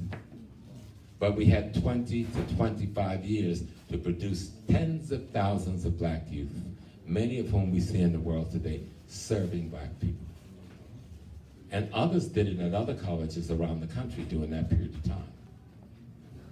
So I don't owe them anything. I didn't have a retirement, because they wouldn't give somebody like me a retirement package. I was the enemy. Now, they did offer me a PhD and a master's degree if I would leave the college. That's all they wanted. They said, look, James, please. We know you don't have your master's. We know you don't have your PhD. So we'll give you both of them. So I go like, yeah. They said, oh, yeah. They said, we know you and Carol got them kids. We know it's been hard on you and yada, yada, yada. So I said, well, what happened when I go? And they said, we'll get you a job at another college. And we'll even try to get you up to 6 figures. But you have to leave here. Because we took over the flagship, see? And I was controlling the laundry market. How they stole the state funds and laundry through the student union. I took control of the student union and incorporated it as a separate entity from the college. So they lost their laundry market, and they wanted it back. So when I told the man, I says, what'll happen when I do something political at this other place? Somebody gonna call the newspaper and tell them? He said, oh, no. We're gonna sit somebody down in the classroom and earn those degrees for you. They were serious. And when I told them, nah, first white man in my life that ever called me a nigger to my face. He said, nigger, what do you want? Of course, he wouldn't by himself either. He had about 4 or 5 other white folk. I didn't know who they were. And I said, I want the same thing for my people that you want for yours. He told me to get the F out of his office, which I did, and kept control of the laundry market for another 18 years before they got some Negroes to get me out of there. Let me tell you the point I'm making. We are only human beings. We are African human beings. When we understand how we are African human beings, then we'll understand how to become the God being. Christianity and Islam have removed us and made us afraid to even entertain the idea that we are God having human experience. It's frightening, even for those who love me, to even hear. But that's the only reality and the only truth. And I can defend that truth more profoundly than anybody can defend any religious theology out here. So think of yourself as the African being that must be free. That if you're going to take over your life, you're going to have to get control of how you get food, clothing, shelter, safety, and security. And you can't do that unless you take control of the economic, politics, and culture where you live. And you can't do that if you don't know who you are. It's a simple formulation, nothing complex about that. If you know who you are, and the literature is out here, the last 40 years has produced the largest volume of African black literature than ever in the history of the world, Timbuktu or Kemet notwithstanding. So the literature is here for you to study and learn. Food, clothing, shelter, safety, and security is tied to the control of economic, politics, and culture, which is tied together by identity of self, which is tied tightly by the notion of your own divinity and your relationship to cosmology and ecology. And if you can get those arrangements correct, you can be free. You can be the freest being in the world. So that's my conversation with you. Baba, it's your mic. All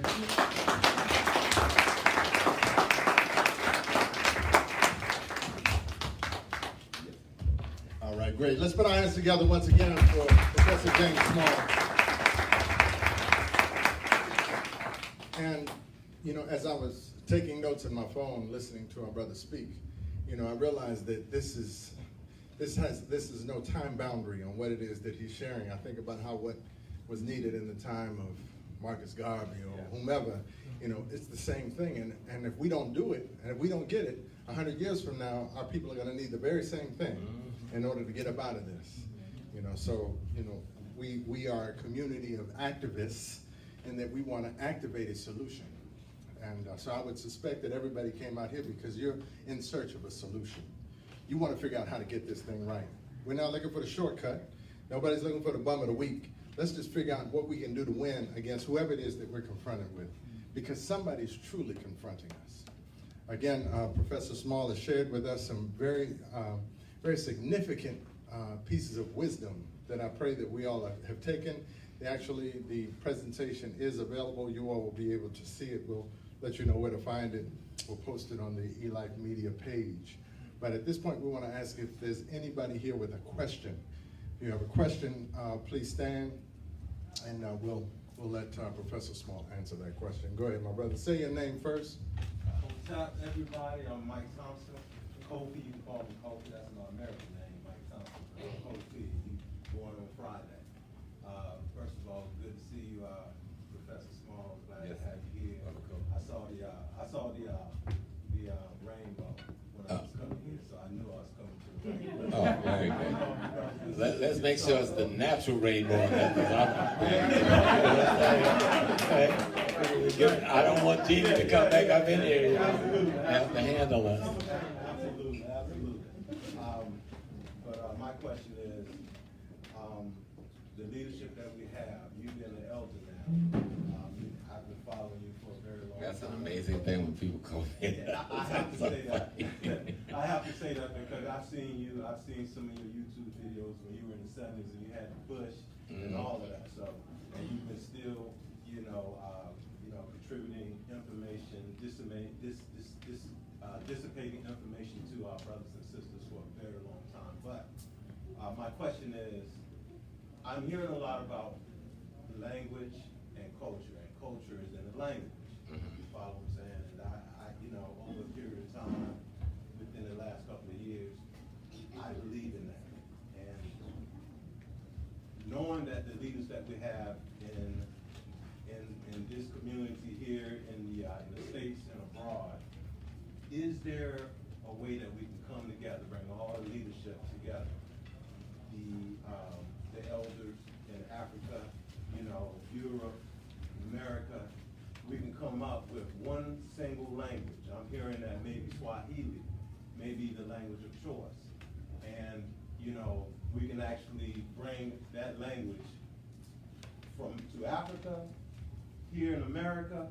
We bring that language here so that we can actually learn the culture and have one universal language for the African people. I know there's different cultures, but have you heard of any talk about that? It's not gonna happen in your or my lifetime or our children's lifetime. We tried to do that, was the big thrust in the 60s. That's what Kwanzaa emerged out of it, Dr. Malana and the other. That's what Kawaida was about. And some of us did learn Swahili or some Swahili, and we tried to use it in the language of Kwanzaa, is the language of Swahili, which is the most widely spoken language in Africa today. But I don't think it is as necessary as we think, because sometimes our own arrogance make us think that we somehow have some premier language over other languages. All languages do the same thing. All languages do the same thing. It conveys ideas, concepts, and principles. And that's why black folks, when they say you speak broken English, they don't speak broken English. They took the English language and made it do what African languages does for them. And so what we need to do is study the literature that's been presented. There was one brother from the Nation of Islam, I think it was Smith. He wrote that whole piece on Ebonics, and we dropped it. We need to really study the literature on Ebonics. What was he trying to describe? He was trying to describe how our ancestors from the multiple African nations found a way to use the English language to say things to our consciousness in a way an African language would say it, so that it would be received in a certain way. If we had, the ideal thing would be to have an African constructed language, but even the African constructed languages in Africa being spoken by most of our African people is no longer being expressed in an African way. So you have European consciousness speaking Twi, you have European Christian Muslim speaking Wolof, you've got European Christians speaking Swahili, and so it almost negates what the language was structured to do. But the thing, what is a language structured to do? Is to explain a concept, an idea, and a principle to your brain, to your consciousness, so that you grasp the totality of the implication of the meaning. So white folks will say, don't go there. Black folks will say, you ain't have to go there no way, know how you know. What's the difference? Black folks understood saying that one time, one way, was not going to get the word over to your consciousness. So they said it in multiples of ways and sound to make the same statement that somebody else made in 3 words. You ain't have to do that, know how you know. What are they saying? They're speaking bad English? Or have they found a way to use English? Many of our black people in the South used to give themselves the name hope, charity, love. That's an African name. That's the way Africa named people for qualities and attributes. But we stopped doing that and just started naming people for sound, because they sound pretty. See? Or because it was a pass-me-down name. But we used to, if you go back and study the literature of the turn of the century, especially in the 1900s and the turn of the 20th century, many of our people had names that were qualities and attributes. That's the way we named ourselves in Africa. Because we used a different language to do it, didn't change what we did. Quality and attributes represent the things we call deities. That's what they are. Their qualities and attributes are multiple of qualities and attributes. Those things we call loas or rishas. These are multiple qualities and attributes that you recognize in your character, recognize as possible to be developing your character, and then is there to be worked on as a developing process in your character. So language, if we could have the one language, it would be ideal if we could bring it back to African thought. But we can have African thought no matter what language we have if we understand our history and our culture and our spiritual realities. And I think that will work more for us. All right. Any other questions? Please. Speak up just a bit. Greetings, thank you so much for your presentation. You talked about the development of families. I was wondering if you could speak on the chronic illnesses that are plaguing our community and what impact you believe things like HIV and all the STDs are going to have on our ability to produce healthy, inclusive families in the future. African families. Right. Sister saying, I was talking about family as being essential for the development of the nation. And what about the chronic disease that affect our community, HIV being one of it? We know that HIV was something that the American white man and the European white man created, and he first launched it among his own homosexual elements, and then he launched it into our world. We got trapped because our European behavior, our European social behavior, and our European socialization process didn't allow us to put safety mechanisms in place once we knew there was a poison out there that could kill us. And so most illnesses that have been placed on Africans, our genetics have been able to find a way, and AIDS being included, to heal it. And in many places in Africa, the AIDS epidemic didn't do the damage they told us it was going to do, because there's something about the African genetics that can fight back. And there's also the medicine that we have in our arsenal, in our traditional medical arsenal, that's not available to most of us over here, that's being used. But one of the great problems is our negative socialization process allow us to produce behaviors that don't even allow us to protect ourselves in the simplest of ways, putting on a condom. Something so simple and so basic, we can't subdue our passion long enough to say the life of the woman laying with me is more important than 3 seconds of ejaculatory pleasure. And so we need to re-socialize ourselves by studying our history, studying our culture, studying our spiritual system to realize what is the value of life? What makes this thing so valuable that so many of our elders and ancestors were willing to die to protect it? But then we have to remember that none of those ancestors, Harriet Tubman, Nat Turner, Malcolm X, Dr. King, had no more obligation to this race than all of us do. Matter of fact, we have the same obligation that each of them had. But we must then find how to value this thing. How do I value this? And that's why you have to realize what it is. It is your divinity itself. If you don't value God, then you value nothing.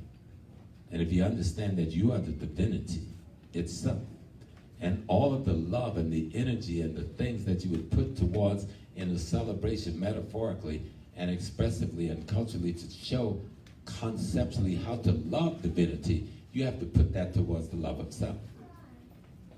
And that means we come back down to good, healthy practice socially. But then what happens when our people get ill? Because we don't control the medical facilities in our community for the most part. Then we have to start banding together and find out how to get access to the kinds of medication that will be not toxic to us and not make us a junkie for life for white pharmaceuticals, but would help us engage in a healing process. Again, that means we must study Africa, study African culture, study African medicine. That's not hard to do today because you can actually go on the computer and find out things about the botanical garden in Ghana. And you can get on a plane and go to Ghana and go to Abori and go to the botanical gardens, and they'll take you into Botanica and they'll tell you what kind of herbs and other things they have that can aid multiples of illnesses that we are suffering from in a chronic way, both here and there. You can do the same thing in Nigeria and other countries. Almost every African country have their pharmaceutical industry. You know, though the whites have fought against it, they've burned a lot of our forests down. Some of them have even bought up the land in which much of our medicine grow on so that we won't be able to have access to it. And there's been a fight in Africa going on right now, even against that. So a big part of it is reorganizing and restructuring our mind on how we look at ourselves and the value we put on ourselves. Because it's that value that determines what level of protection you will put in place for that self. And remember, that value comes from the most basic thing, studying history. And before we study the history of Ghana, start with the history of your mother, your father, your uncles, your aunties, your grannies. And then start with the history of the community they grew up in. Then start with the history of that region of America they grew up in. And then we get to Africa. Because then your pathway will be legitimate, it will have continuity, and it'll be easy to understand how you and this young lady sitting here on the front row are the same person, the same blood, the same ethnic gene pool. We may be culturally different in terms of how we try to interpret our reality, but ethnogenetically, we're the same. I don't care how brown you are, how black you are. Brown ain't nothing but shades of blackness. And most of us are not black, most of us are shades of blackness, though we have people on the continent that is black. That is the genetic source. I hope that's helpful. Any other questions? I do. And you can also call me. I'll give you my number before I leave, because you need to call me. Professor Smalls, thank you so much for sharing your wisdom with us here today. My question relates to it seems as though we're being hit so many different ways by our enemies, and being penetrated with so much currently What is it that we can do? What do you see as being one of the most profound things that we could do or eliminate or stop to begin to get on the right track of taking this thing from chaos down another path towards the hereafter, a better way of life? Am I making any sense? Yes, ma'am. I see what is it can we do to really kind of stop this aggressive attack on us and allow us to begin to put up a defense that's real and then to construct something out of all of that. Mm-hmm. And the first thing, it comes right back to, we got to study history. There's no way around, we will not solve this problem without studying history. And when I say history, I'm talking about the day-by-day experiences and markers we left in the world, from buildings to the story of Timbuktu to the understanding of the people of the Cameroon, to knowing that the Sahara people in Chad came from Kemet and said he came from Kemet, to know that the Twa people of the Congo went up to Kemet and began the building of a Kemet, to know that the people in Ghana today, many of them migrated from Kemet, but then to know the story that many of them migrated from Ghana to Kemet to build it. To understand that history so you can have a sense of where you belong. Understand the history of African American peoples. Understand the role of the African woman in the constructing of the family. You know, white folk come up with things that gender don't matter, that each of us can do the same things. That's crazy. Nature did not make such a statement. Okay? Nature makes the statement on function and functionality. And we need to study that and really get an understanding of that. But one of the biggest things I address for people to do, besides just generally saying study history, what I try to do and implement in my household and try to get my kids to do is to set aside 1 to 2 hours a week, 1 to 2 hours for that household to either read a book or watch a DVD and have some discussion.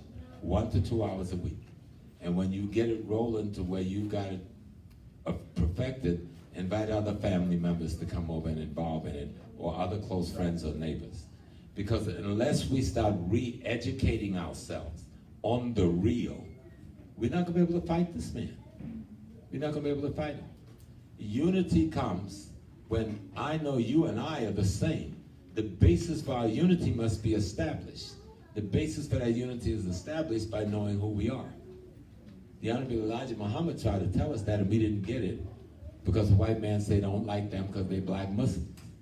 But the Honorable Elijah Muhammad, when he came out and pushed Know Thyself, had be seen in Kemet, every door of every major temple in Kemet said the same thing, man, know thyself.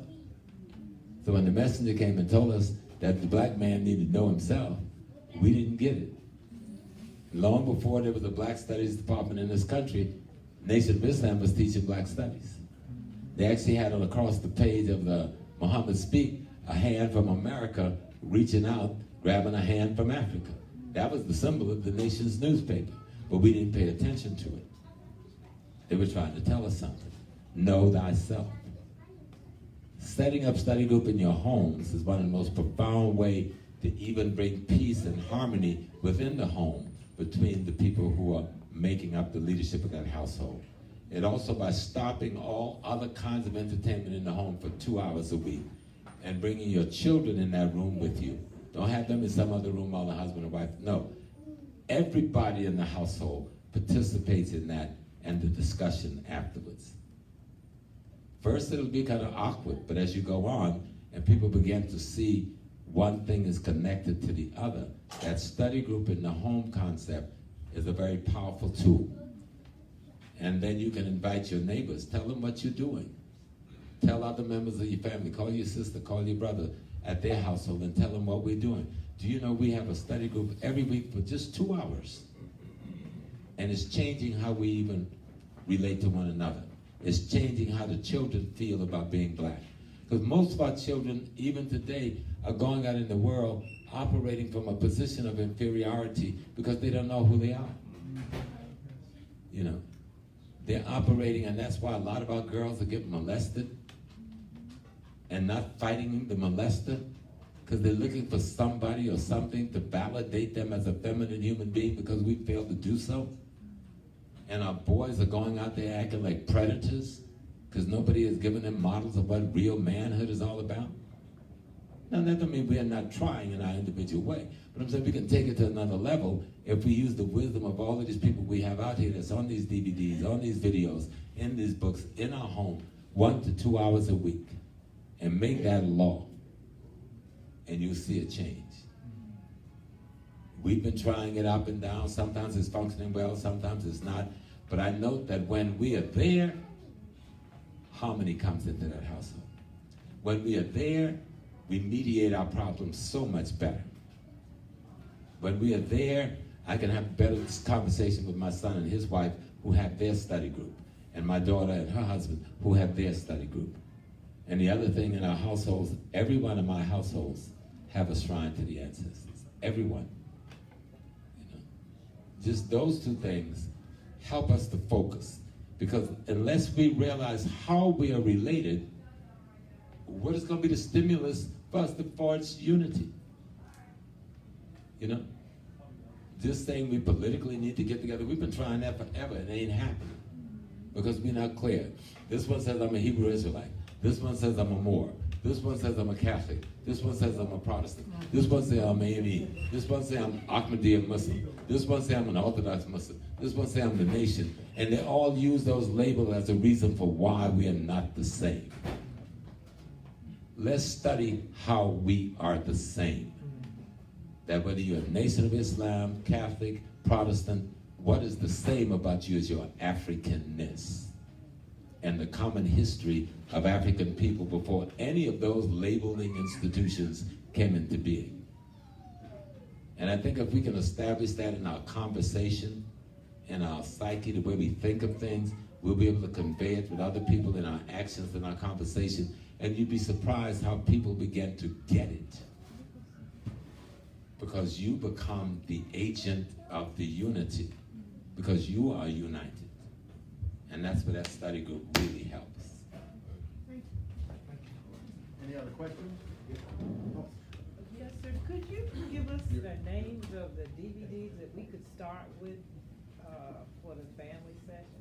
Girl, I got a bunch right there on the table. Now, the one that I really would have recommended, all of them are gone except one, and it's called Out of Darkness. Out of Darkness. But you can get it online. Okay. It's edited by a brother named Chris Amadeus. It's 3 hours of the most extraordinary treaty on a couple of thousand years of African people's history leading up to today. Chris Amadeus. But it's about 15 of us on there, myself, Booker Coleman, multiple others who are trying to explain our history. The other one would be another one I have on the table that's called Ancestral Voices. And in Ancestral Voices you have myself, of course, as the thread running through it, but you got Melanoma Some's wife, just before she passed, from Burkina Faso. You got Max Bouvard, the head of all voodoo in Haiti, just before Max passed. You've got Camille Yarbrough. You've got the head of traditional religions in South Africa. You got the head of Candomblé in Brazil. You've got the Lucumé priest from Cuba. You've got somebody, Nakampo from Ghana. You have a priest of the Yoruba tradition. And all of us are trying to deal with explaining this thing. And what's extraordinary about the piece, we didn't do this together. Each person was interviewed individually, and all of us reached the same conclusion about what is African spirituality and what is African tradition, spiritual tradition. And coming from all these varied types of expressions of African spirituality, that message comes through powerfully. Almost any one of the hidden colors. There's good work, some is a little better than the other, but the good work attempt. There's so much stuff out here. Dr. Clark's work, anything by John Henry Clark, anything. The man is so profound, anything. Dr. Ben, people used to think Doc was crazy, but Dr. Ben was always on it. Ivan Van Sertima, reading any of the works of Sheikh Anta Diop. Barbara Sizemore, sister who I think we just lost a year ago out of Chicago. Sister Dr. Shashi McIntyre and the works that she did. I think her dissertation in the book was The Criminalization of a Race. And it's an enormous piece of work that haven't really been read. You know? And what you do when you get those books, look at their bibliographies. Anything written by Brother James Baldwin, you know. Okay. There's a book a sister wrote, Dr. Tyene Wright, on the life of Booker T. Washington. Get that book, Dr. Wright's work on, I think it's Booker T. Washington as a Pan-Africanist, a Booker T. Washington. It's a short research, but it's an enormously powerful research on Booker Washington. And who's this? All right, we got another. Dr. Tyene Wright. Tyene Wright? How you doing, Brother Sloan? Yes, sir. I just want to know, what are your thoughts about the Chicago shootings? You think it's like a mercenary group going around? Or what do you think the English? No, it's the ignorance of our children and the lack of control we have in our communities. I know the brothers and sisters in Chicago have been marching lately to try to really bring a light on this, but we need to probably take it a step further. We need to arm ourselves with baseball bats and go beat the hell out of some of our children. If we don't take this shit on head on, we can't go at them with guns, because then we would be validating what they're doing. We need to go out there and whip the hell out of those young black men that are in the gangs. If they're gangbangers, meet them. See how gangbanging they want to be when you come up on them with a baseball bat. Take that gun from them and throw it in a pile. Raid every gang house in Chicago. Black men and women should do it. A lot of the gang members are saying that the guns are coming into the community. They're using it. I don't give a damn where it comes from. They're using it. I've had guns all of my life. I've never shot a black man or woman with it. I advocate that every black man or woman, every black household should have a weapon. But it is the black mind that's misusing that weapon. And our children have to understand, if we can't verbally get you to stop, then we need to physically go out there and kick down the door of every gang house we know of and beat the hell out of them. And if some of us got to go to jail, if you don't think it works, ask what happened in Brooklyn with Brother Sonny Carson and Black Man Against Crack. Yes, Sonny had to go to jail, and our team had to go to jail, but they put crack at a stop in Brooklyn for quite some time because they took that position. If you had a question, brother? Yes, sir. Brother Smith, thank you for being here. I just wanted you to tap into the piece you were talking about in terms of how we reconnect with our ecology and our cosmology. If there was something you wanted to continue on in the vein and also perhaps share some resources that we could look at specifically dealing with those issues. Okay. Well, one of them, check out the Diaz book, The Unity of Black Africa, is a must-read book to really kind of get a sense of that, what he's trying to talk about. And then his book, Civilization of Barbarism. You know, he doesn't go as deep as I would probably go, but he will open some doors for you. The other thing is just to generally understand, when we talk about Kemet, we're getting so off into the Ankh and the High of Heru and Aset and Asar, and ain't nobody ever lived by none of those damn names, okay? Nobody, unless you're gonna name your child one of those names, and maybe somebody did, okay? These are concepts out of nature. Aset represents the feminine principle in nature and its functionality, okay? And so what we need to do is study basic works on ecology and environment. Basics, I'm talking about science textbooks on ecology and environment. We need to learn how a plant grows. Something as simple as that may sound simple, but that's not really simple. How a plant grows. We need to learn about the river. We need to learn about how, you know, like a guy like George Washington Carver, what made him special? We said he was the peanut man, but that's not what made him special. What he was doing with the peanut was using the peanut to restore nitrogen to the earth that had been depleted by the earth by the cotton. That's what made him famous.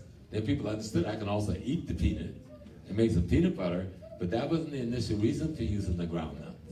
The reason was to restore nitrogen to the earth. And he created the concept of rotating, which was done in Africa before him, of course, of rotating planting, where we plant this crop in this area this year and another crop in another area next year, and we rotate it so that we didn't deplete the soil of its nutrients that was needed to make the plants grow. So that kind of basic study and a basic general science will blow your mind with the knowledge we now have about our history. Basic general science.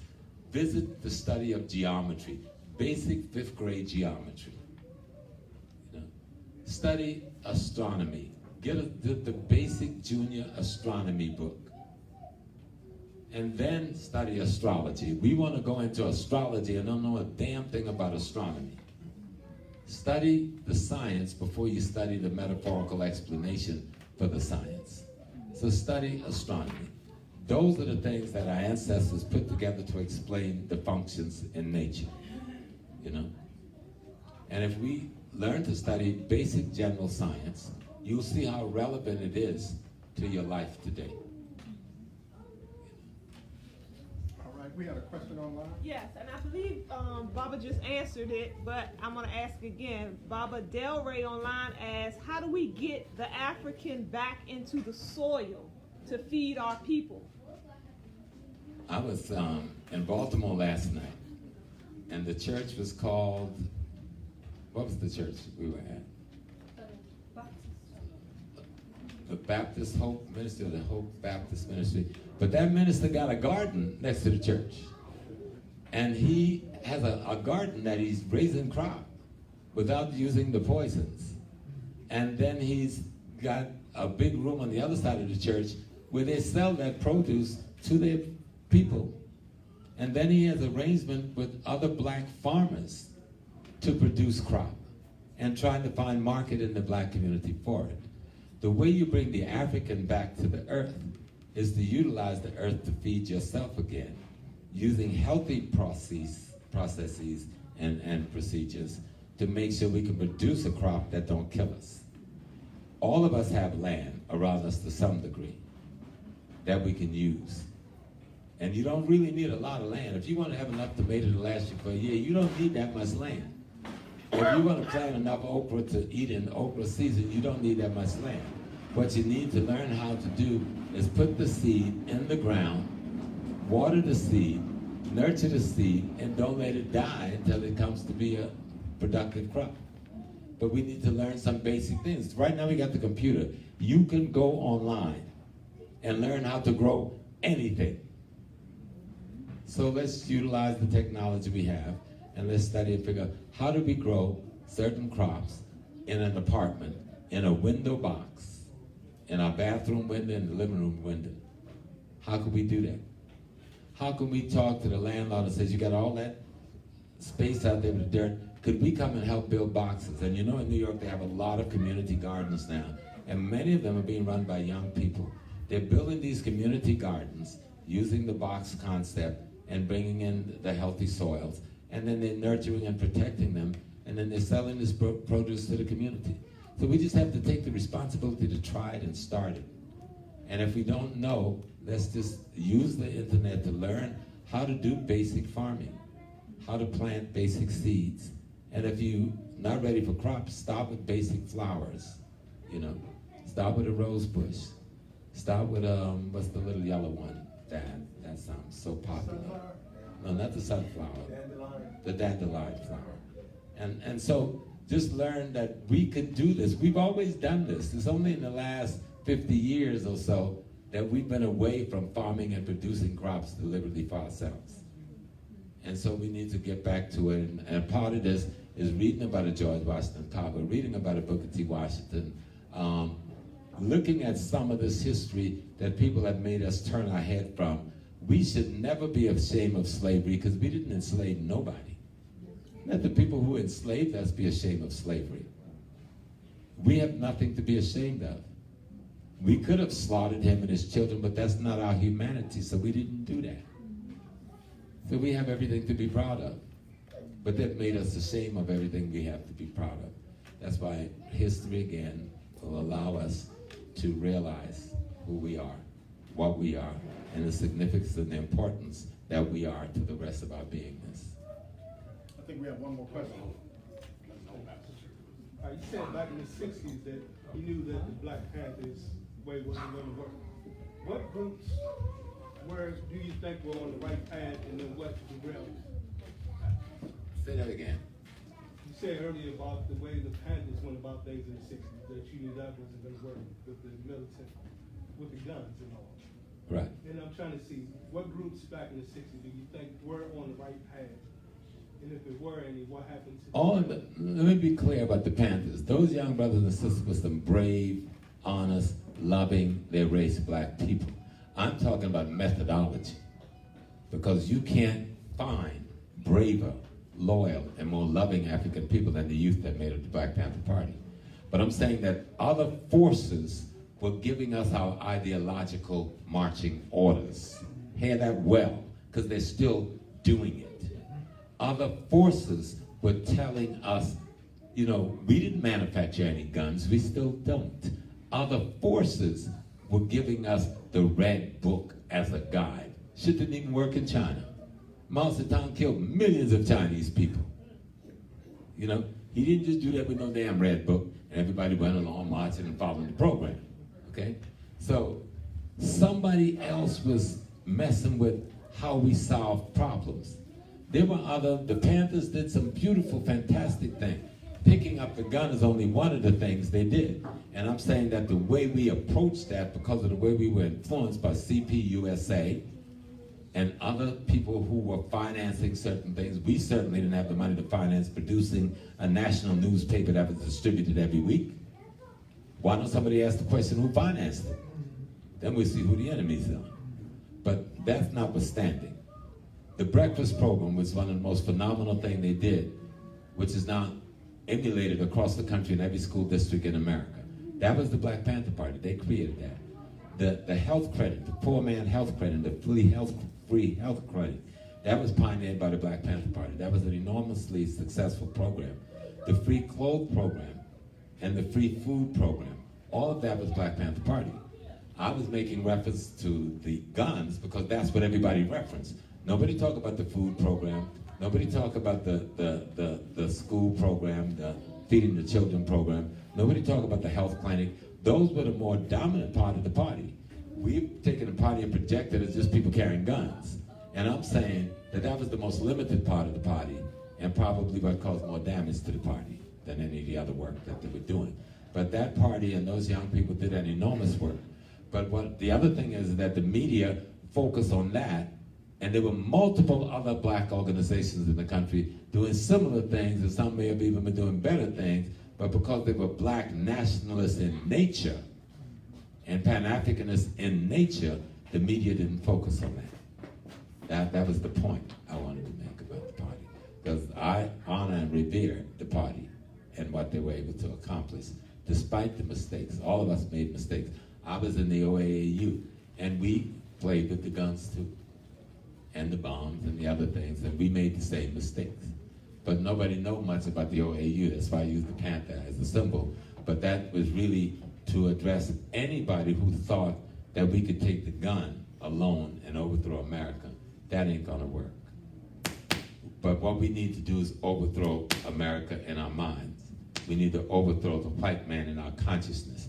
When we do that, through all those other methodologies I was talking about, we will then be able to construct the methodology and the way that would allow us to be free. No other questions, right? Thank you. Okay, let's take one more question. You said overthrowing the white man. Can we not overthrow him because some of us fail to see him as the enemy? And do we agree? You do not have the capacity, the consciousness, or the capability to go up against this thing militarily and win. You don't. No nation does. This is the most powerful military construction in the history of the world, and nothing else is like it, because it's built on an African model, and we don't even know the African model.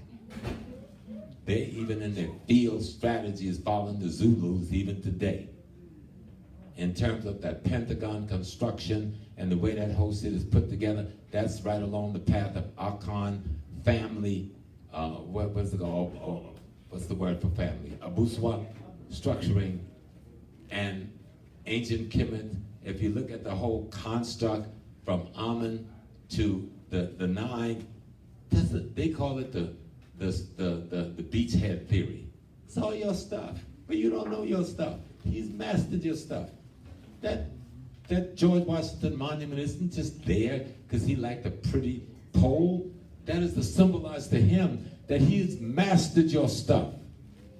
That's what Freemasonry is. I'm a Prince Hall Mason.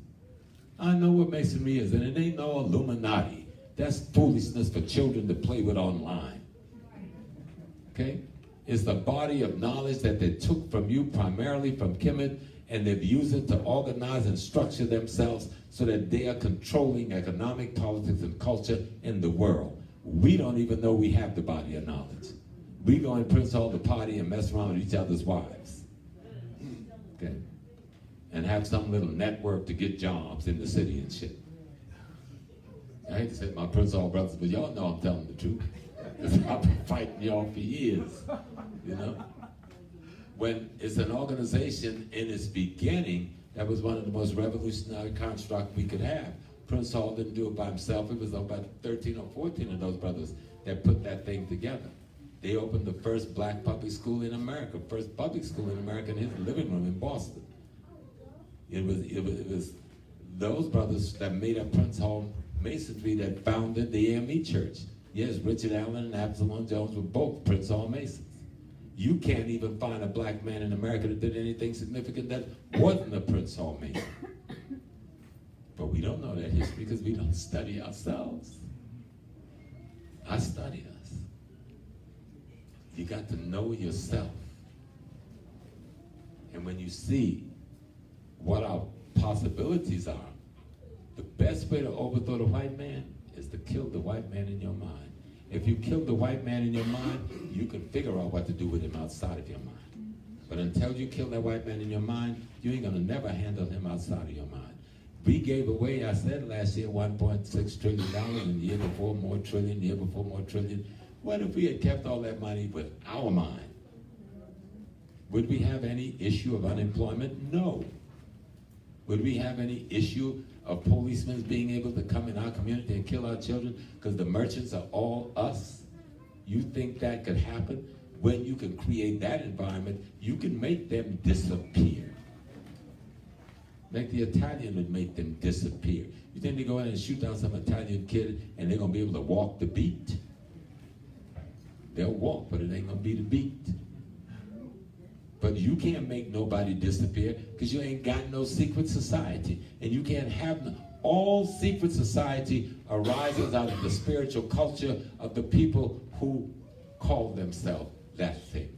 And until you get your spiritual culture, you will have societies of secrets based on European culture like Masonry, but you won't have a secret society based on your spiritual culture. And only a people who can create a secret society can retaliate against the enemy without being detected. And that's enough of that. You've heard it. That's the way that is. And there are those things that does exist, even though they may not exist in a big way. They still exist. That which I described in my last statement. If you go back to Black Wall Street, everybody talk about Black Wall Street and they cry about the fact that somebody burnt it down and destroyed it. Nobody ever say that Black Wall Street was rebuilt and it was rebuilt better than before and we lost it because of integration. That is the truth. Matter of fact, what's going on right now, I heard from Bubba T yesterday that most of the land that Greenwood, the area called Black Wall Street sat on, was taken over by the state and other foundations, and there's a group of black people out there negotiating right this minute to try to buy it all back from them. But when we fought that battle in Black Wall Street in Greenwood, we won the battle. We militarily defeated the Ku Klux Klan and all of their followers. That's why they went in the air and firebombed the town and created that inferno, because they had lost the military battle on the ground. But you don't even know who led that battle. You've never heard of the African Blood Brotherhood. Formed in New York 5 years before. and spread out across the black community. And it was the African Blood Brotherhood who led the resistance in Greenwood, Tulsa, Oklahoma. And they still exist to this day. So that's why studying your history going to tell you some things that you need to understand. Studying your culture is going to give you some tools that can help you get free. Because you can't build a secret society unless you have your own spirituality, your own spiritual institutions. Okay?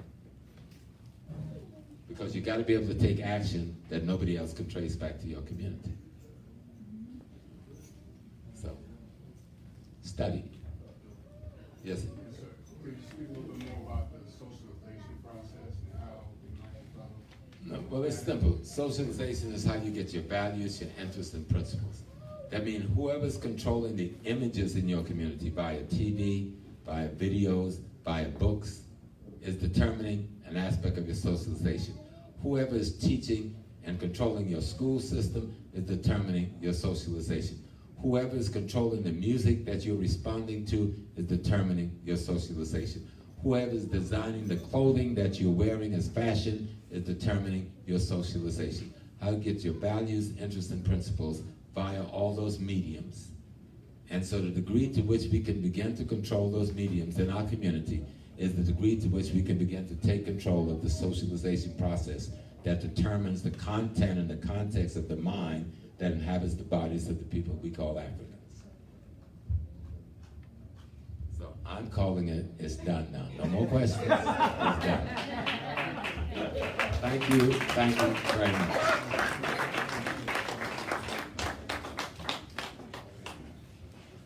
All right, Baba, now I'm giving you a microphone. Okay, great. Putting out this fire at my other restaurant. So, whew.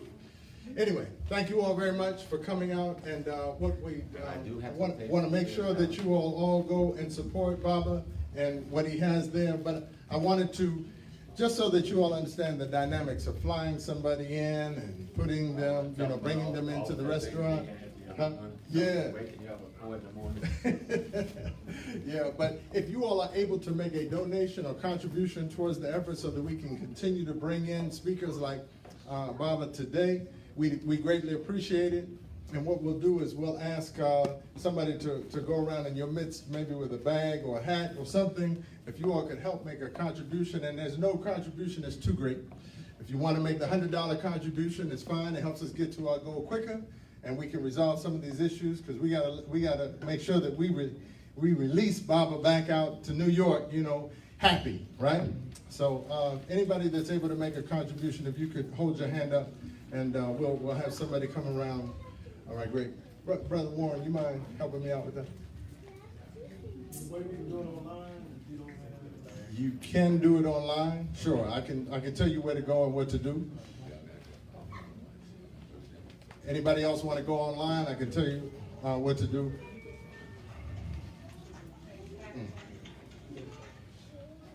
Excuse me, one. Hello? I get a second one. Talk to the just let him know you wanted to come into that situation. See whether that gives us any whatever. I don't know what I can't, because I'm right now closing out the lecture.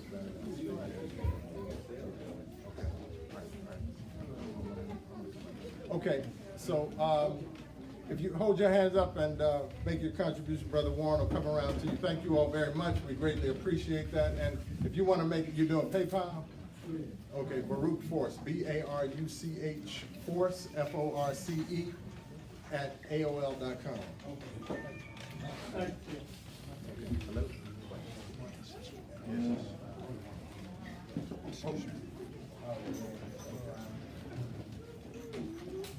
Yes, sir. Yeah, that's the last one, so people ate them up last time. No, I'm sorry, what's the correct spelling of? Right, the kid is one of the best. I'm sorry, sir, repeat that. How do you spell it? Jeffrey, G-E-O. Yes.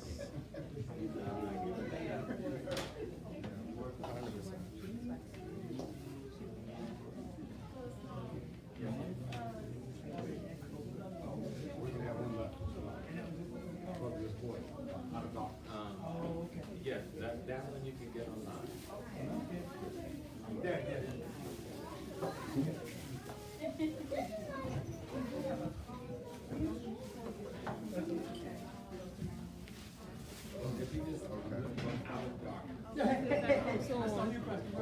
Hey guys, that's it. We actually, let me show you that Professor Small is over here. We got a crowd around, so they're buying his DVDs and other materials that he brought down. Somebody asked where he's from. I believe Professor Small lives in Jersey, if memory serves. Either Jersey or New York, one of the two. But I know that was one of the questions that was on the screen. So, yeah, let me turn this thing around. So I can see myself talk to you. Yay.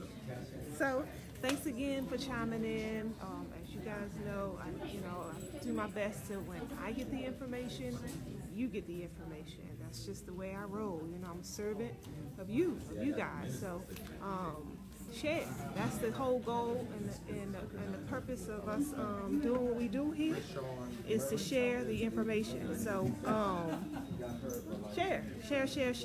Like, you never know who's sitting at home that really needs to hear this content, and it comes across your stream and they take a minute to actually watch it, and it changes some dynamics of their lives. You just never know. So don't be shy about it. I know a lot of us get uncomfortable with information such as this. Some of us aren't as bold as others. We think about, what will our friends say? What will our, boss say if they found out that I'm sharing information and like this? I know that those are some serious concerns out there. I get it. But in my mind, pushing past the fear is more important. Getting the word out is more important than clamping down on this information and not getting it out there. So, definitely share the information, family. And tune into Hanifa and I. We are on the eLife Media Network every Wednesday from 2 to 3 p.m. with our radio program called the Empower Hour. You can like our Facebook page called Empower Hour Talk Show, and I'll put the link on the page in just a second. That way y'all can see it on the stream. And follow us there, and you'll get a chime whenever we go live. And if you can join in and join the discussion there, we'd love to have you. And if not, you can catch us on YouTube as well. All of our previous programming we post there under Miss Free the People. That's the YouTube channel. Okay, that's it. I'm not going to take up no more of your time. Next week we have Professor Griff coming in. Him and Red Pill. So if you hadn't got your tickets for that and you're local, come on in and join. It's nothing, it's okay to watch online. If you guys are out of town, I understand. But if you're local and you have the opportunity to actually be here, be here. Be here. Come be amongst the people. Come join the village.